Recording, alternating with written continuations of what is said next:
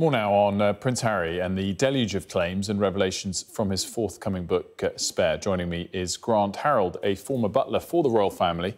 Thanks so much for joining me, Grant. I guess my first question is the scale of the revelations we've seen over the last 24 hours or so. Do you think they've crossed the line sufficiently that your former bosses, I understand you're specifically a butler for the then Prince of Wales and Duchess of Cornwall, the now King and Queen Consort, will they be forced to comment and respond to some of these claims?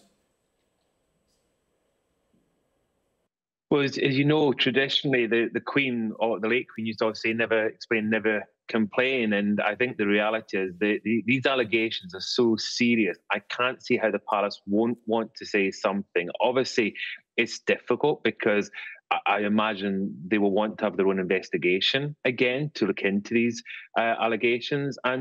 But then as far as what they can do, this is something people have been asking me, what can they actually do to them? And the reality is there's very little, because we don't know. I mean, the reality is we don't know what is truth or what isn't. But the whole thing's really sad. And it's not the family, certainly, that I remember when I worked for them. There was none of this kind of thing going on. But again, as far as what they can do, the only thing that physically I think that can be done or done to them is the removal of their titles. And we shouldn't forget that is possible. The King has got the power to remove that HRH from them. If it is, say the allegations are not found to be true, then that is possible it could happen. But the whole thing is just so sad. Indeed it is. I mean, you mentioned there when you were working for them, you didn't witness this sort of fractured relationship. Just let us know what years you were Charles and Camilla's butler, and did you see a very warm relationship then between Charles and his son?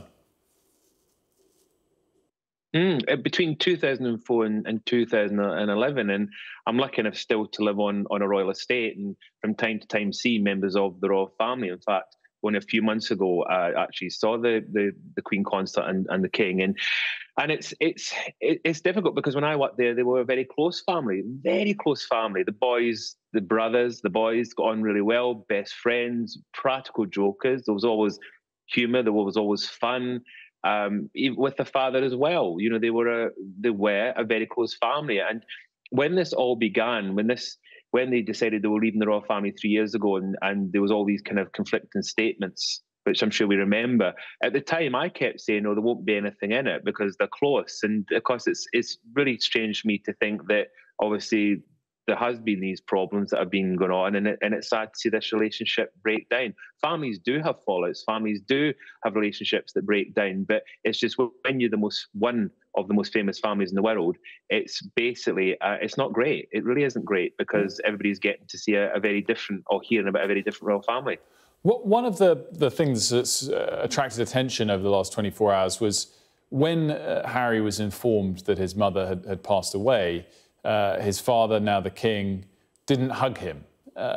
Is that something that you can believe was reality? But does it either way imply the scale of love that the King might have for his son? Was he a very loving father, regardless of whether he showed physical love? Yeah, this is what I find really difficult, and it's difficult for me to comment exactly because obviously that was a few years before I was in the household. Yes, without kind of trying to break confidence, they're a very close family, and absolutely the King showed love to both his boys, which I very much witnessed. And the hugging thing, you know, I've seen them, obviously, with any family, you see them hug. That's not unusual at all.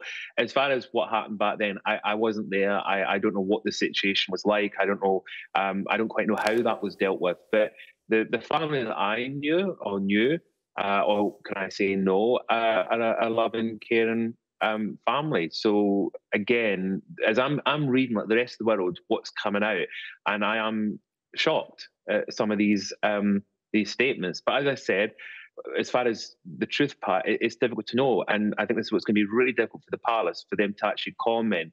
But at some point, I think they'll have to comment, because these are so serious. I mean, I don't remember, I think you'll agree, and certainly not in my lifetime, something as serious as this within the royal family. In fact, I think you could even go back centuries where you have these kind of allegations about brothers having fights and hurting each other. It's just unheard of within our modern royal family. Do you think it's possible that the king, as an heir himself, showed favouritism to William as a fellow heir over Harry as a spare? I never witnessed that. Never witnessed that. The relationship and the love was always absolutely equal. And as we all know, Harry, when he was growing up, had you know, a kind of a relatively, can I say, normal upbringing, as normal as it can be being a member of the royal family. But they were, both boys were allowed to kind of lead the lives they wanted, make the choices within reason that they wanted. And that was something that I witnessed. And I thought it was great that they had that relationship. But I promise you, the love and everything that was done, it was always, from my view, it was always equally done. So I'm assuming that what he's talking about is very much since I've gone, and obviously the relationship sadly changed, especially in recent years, which I find very sad, because I just remember the fun, happy times.